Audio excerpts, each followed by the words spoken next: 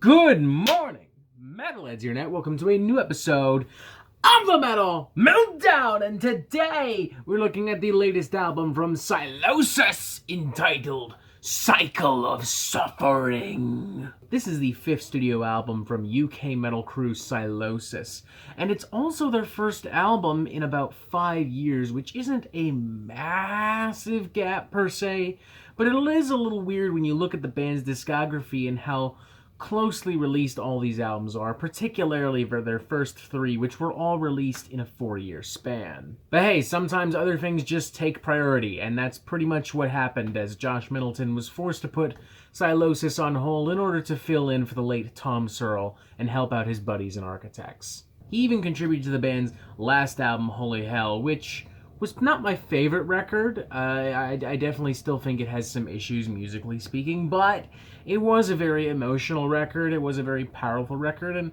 all things considered a pretty important one. And clearly the rest of the metal community felt the same way, if not even more positive about that record, because it ended up being one of the most talked about, even critically acclaimed albums in the metal world that year. With all this in mind, I think it's safe to say that a lot of Sylosis fans would have expected a lot from this album, Cycle of Suffering, but I don't think anyone expected Josh's time with Architects to have a legitimate impact on the record, as there are definitely a lot of things that existed on Holy Hell, within the soundscape, within the atmosphere, within the emotional core of that record, that I do think have been carried over into Cycle of Suffering and have been directly implemented into Sylosis' sound. Now, that's not to say that what we've got here is a full-blown metal record, nor is it to say that it even comes close to matching the emotional weight of Holy Hell, but rather that it does come across quite tortured, unabashed, unapologetic.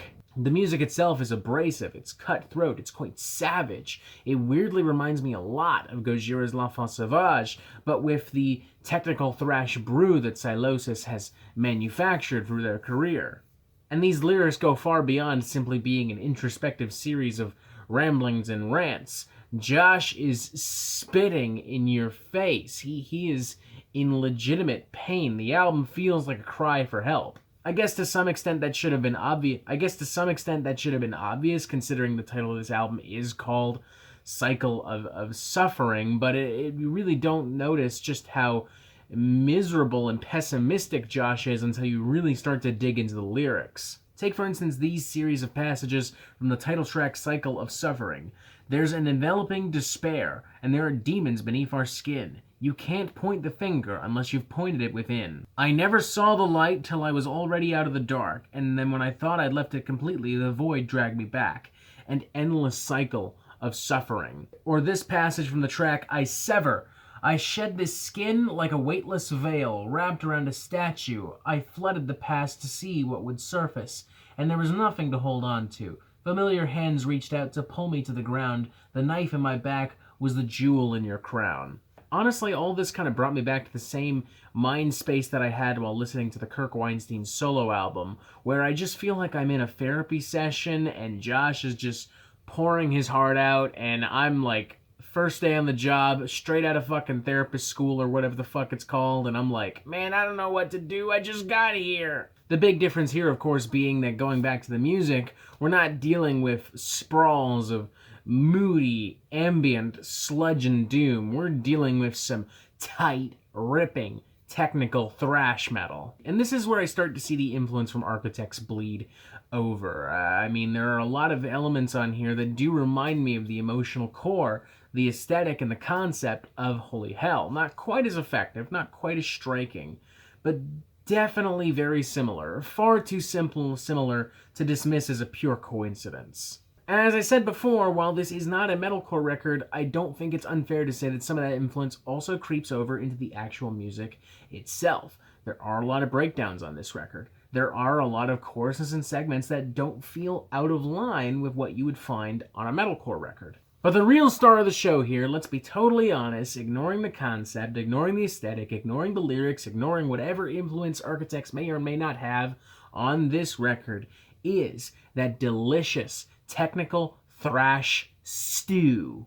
The riffs, the solos, the musicianship, it's all tighter than a nun's asshole. And the energy that permeates out of this record, from the lyrics to the concept to everything that we've literally just mentioned, makes it feel all the more powerful, all the more invigorating. It makes for some incredibly righteous and even cathartic cuts. Take, for instance, for a track like Invidia, which has a little bit of a blackened heart buried deep underneath it, layered with these delicious wailing guitar solos and ferocious screams.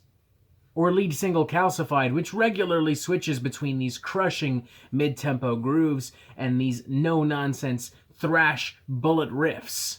Or one of my favorite tracks on the record, Shield, which doesn't waste any time diving headfirst into these fast, pummeling riffs, but as the track continues and evolves, it starts to become a little bit more progressive, a little bit more challenging conceptually, eventually ending on a surprisingly cinematic finale.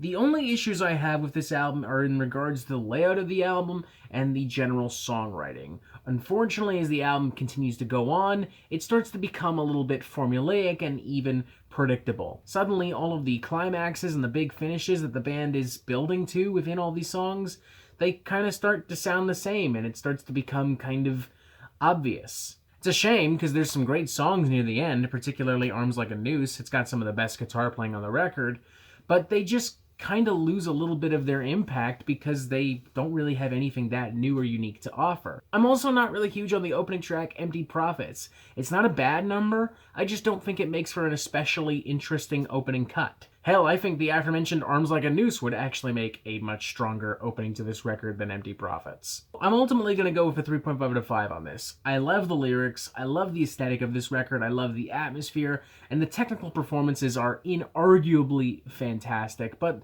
as I've noted, there are some poor decisions made in regarding the album's layout and regarding the core structure of all these songs that prevent me from being overly enthusiastic and excited about this. I still thoroughly fucking enjoyed this thing, for the record. And with that in mind, I have no doubt that Sylosis fans will enjoy the crap out of this. For that matter, anyone looking for some straight up just guitar porn, anyone just looking for some pure technical wizardry, some pure guitar noodle nonsense, go for it. You're going to find plenty of it here, and it's awesome, and it's great, and I don't blame you at all. Maybe this is something I just have to strike down to being more of a me problem, since I haven't really noticed a lot of other reviewers pointing out the problems that I am pointing out.